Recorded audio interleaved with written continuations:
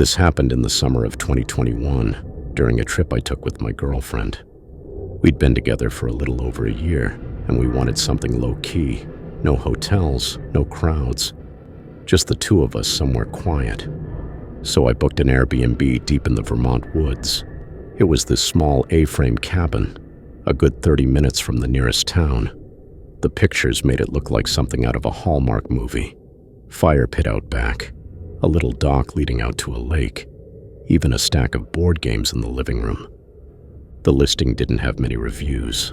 I think there were 5. 4 were 5-star. One mentioned a weird smell, but I figured that was just the woods or something. Plus, it was available on short notice, which worked out since we booked the trip last minute. We arrived around 4 p.m. on a Friday. The place looked just like the photos. Maybe a little more rundown up close, but nothing too sketchy. The cabin was tucked between tall pine trees, and the nearest neighbor was literally miles away. There wasn't even cell service until we got onto the Wi-Fi. Inside, it had that rustic charm you'd expect.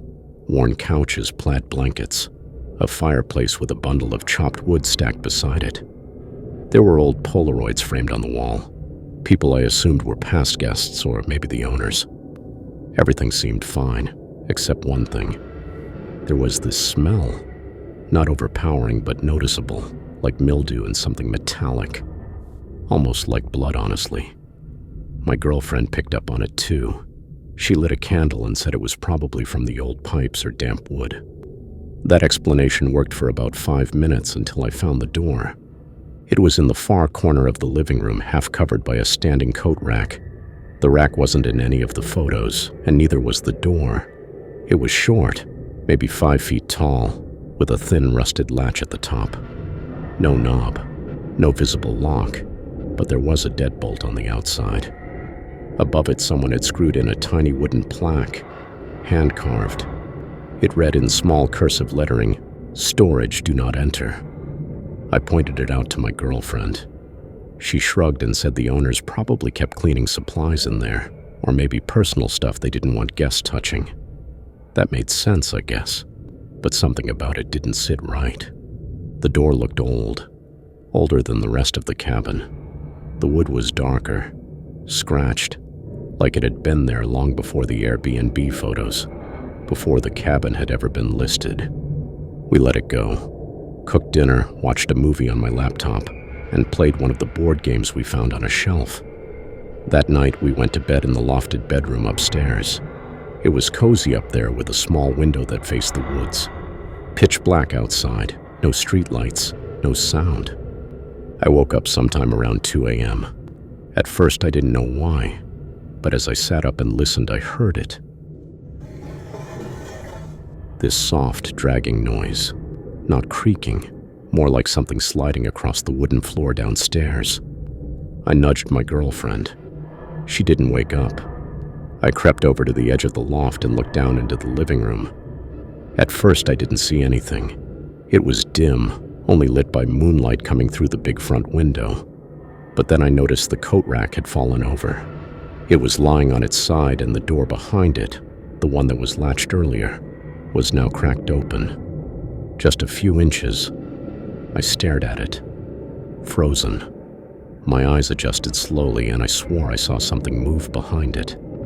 A shadow, maybe, low to the ground. Then, a sound. Something soft hitting the wooden floor.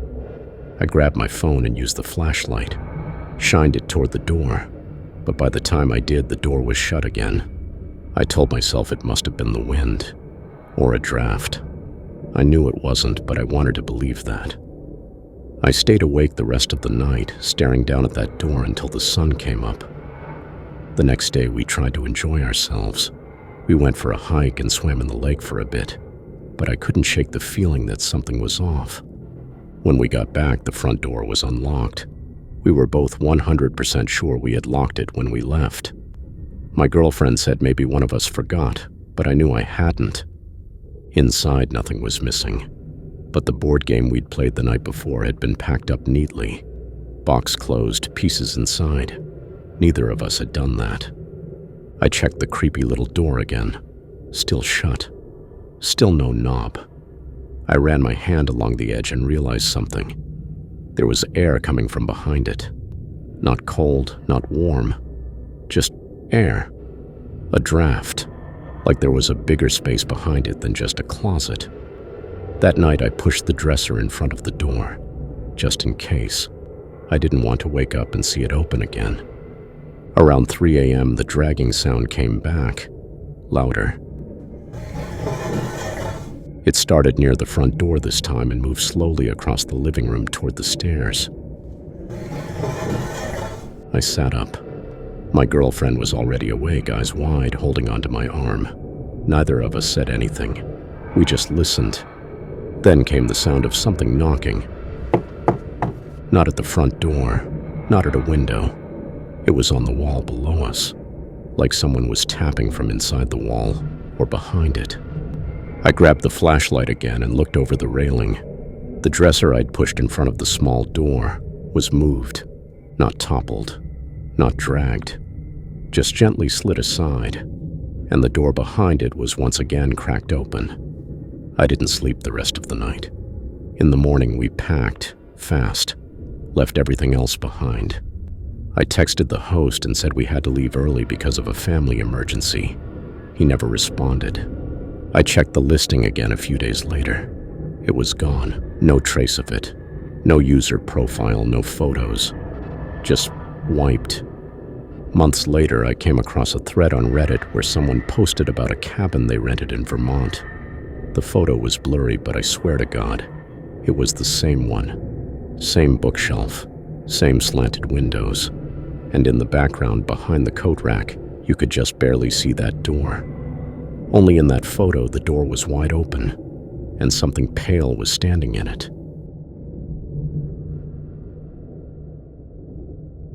This happened just over a year ago. I was 21 at the time in college, and me and my best friend decided to rent an Airbnb for a weekend getaway after finals. Just something cheap and low-key to clear our heads after the semester. We ended up finding this small 2-bedroom guest house listed on the edge of a small town in Northern California. The pictures made it look pretty normal, a little outdated maybe, but nothing sketchy. The host had good reviews, said he lived in the main house on the same property, but the guest house had its own private entrance and was totally separate. I'll be honest, we booked it mostly because it was cheap and we were broke. It was like $78 a night, and he didn't charge any weird cleaning fee like a lot of listings do. The drive there was kind of pretty. Winding roads through the hills, lots of trees. When we pulled in, the property looked a little more run down than the pictures, but it wasn't a total dump or anything. The main house was kind of hidden by trees, and the guest house was tucked off to the side, facing away from it. The key was in a lockbox by the door. The inside was all right. Kind of smelled like an attic. The furniture was this mix of old cabin-style stuff, really dated couches and wood-paneled walls, that kind of thing. There was this one hallway that led to the 2 bedrooms, and the lighting was really dim back there, like there weren't enough bulbs or something. We were a little creeped out, but it was just the vibe, not anything specific, at least not yet. We unpacked and then went into town for dinner. When we came back, it was dark. There weren't any street lights nearby, and the only outside light was this tiny porch bulb that barely lit the steps. We were inside watching Netflix on my laptop, and around midnight we heard footsteps on the gravel outside.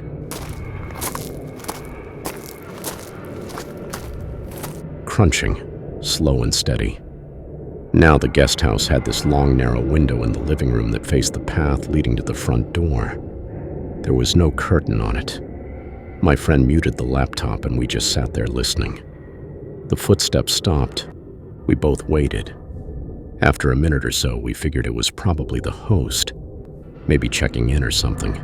A little weird, but not crazy. Then came knocking. 3 slow knocks, not on the door, but on the window, the one we were sitting right across from. I jumped up and pulled the laptop closer to me, just instinctively, like that was gonna protect me or something. My friend kinda whispered, "What the hell?" and got up to peek out. I told her not to. I was actually shaking, but she did anyway. And no one was there. just darkness. We turned off the lights and waited, listened, watched, but nothing else happened. No more footsteps, no more knocking. About 10 minutes later, I messaged the host. I said someone had come up to the window and asked if it was him. He replied maybe 20 minutes after that and said, "No, haven't left the house tonight. Probably a raccoon." Yeah, okay. Raccoons don't knock. We left the lights off in the hallway and just stayed in the bedroom together.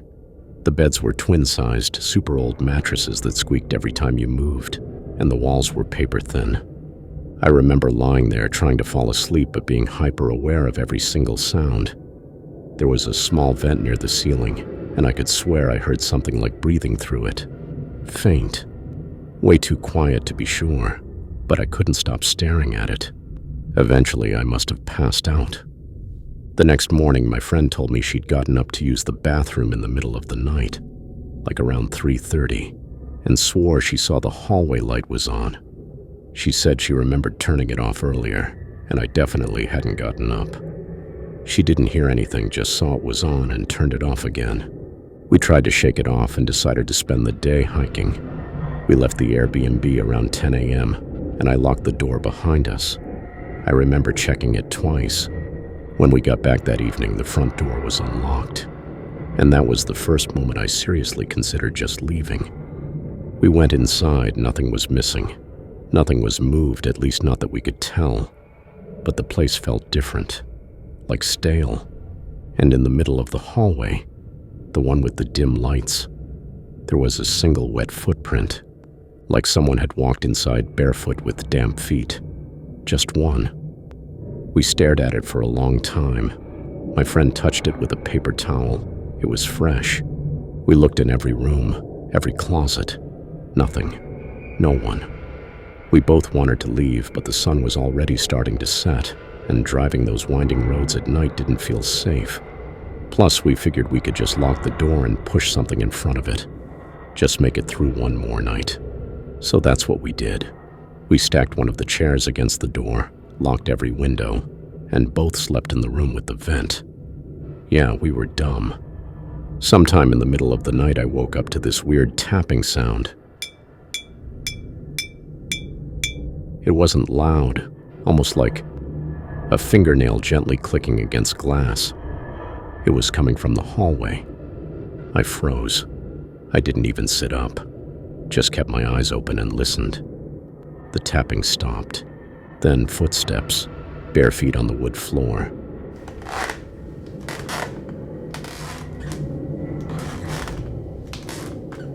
Slow, uneven, like someone was dragging one foot.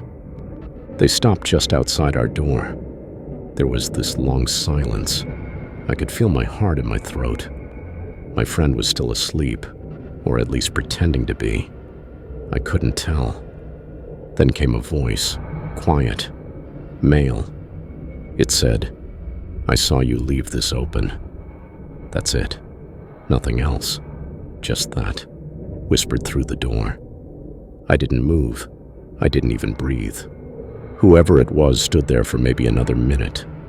Then the footsteps slowly faded down the hall.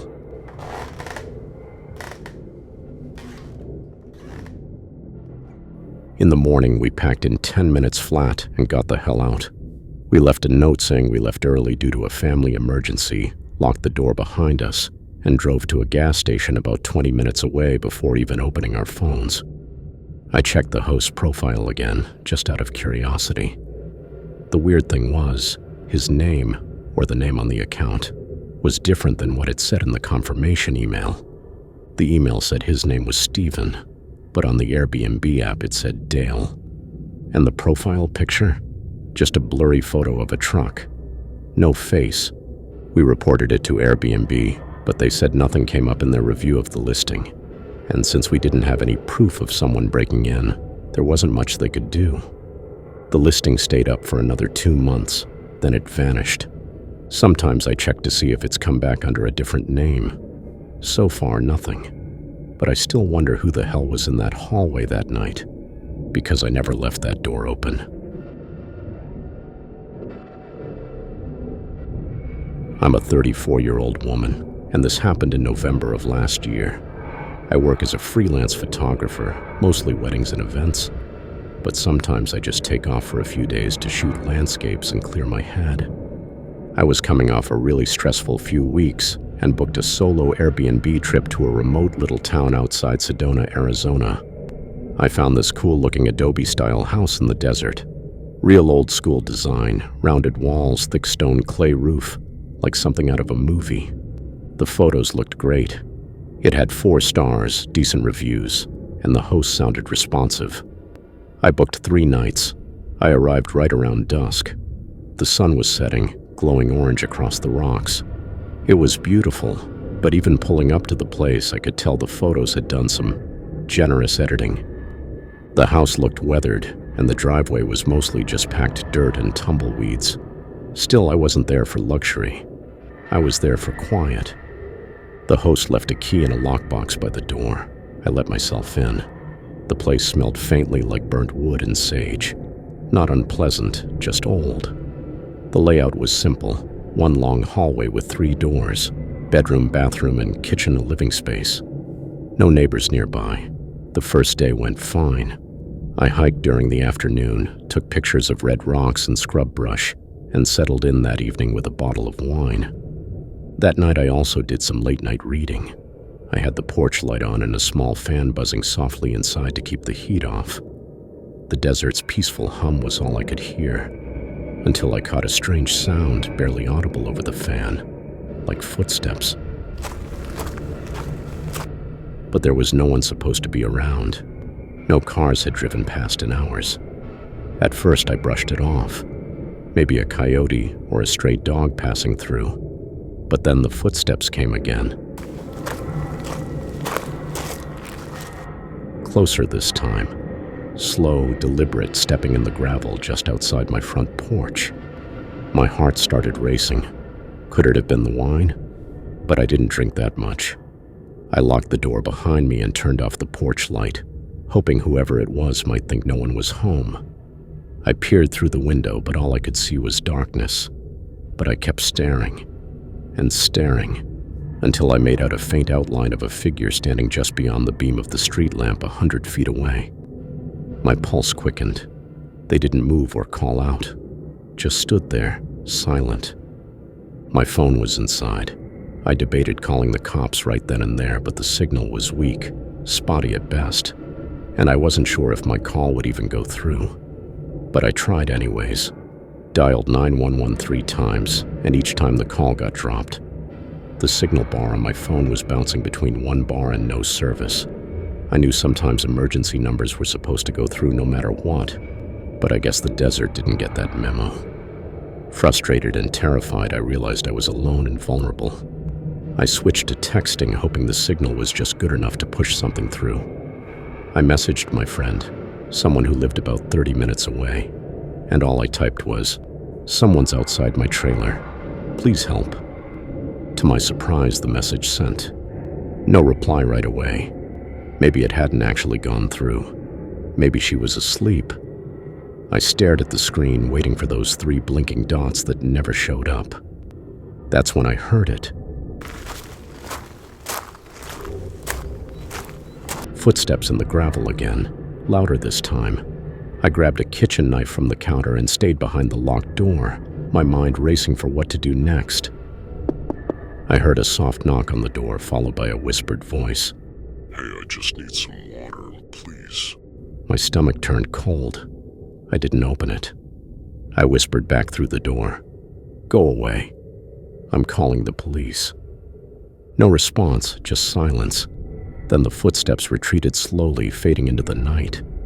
I tried calling 911 last time. This time it connected. The dispatcher sounded calm, but when I explained my location and the situation, she told me the nearest patrol was over an hour away. "We'll send someone as soon as possible," she said, "but it might be a while before anyone can get there. Please lock yourself in a room." I hung up feeling helpless while waiting. I locked all the windows, turned on every light inside, and sat in the corner clutching my knife. I thought about all the scary stories people tell about places like this, and how they always say not to be alone. Hours passed. The footsteps never returned, but I didn't dare leave the safety of my trailer until the police arrived. I explained what happened and filed a report. I left that day when the sun rose.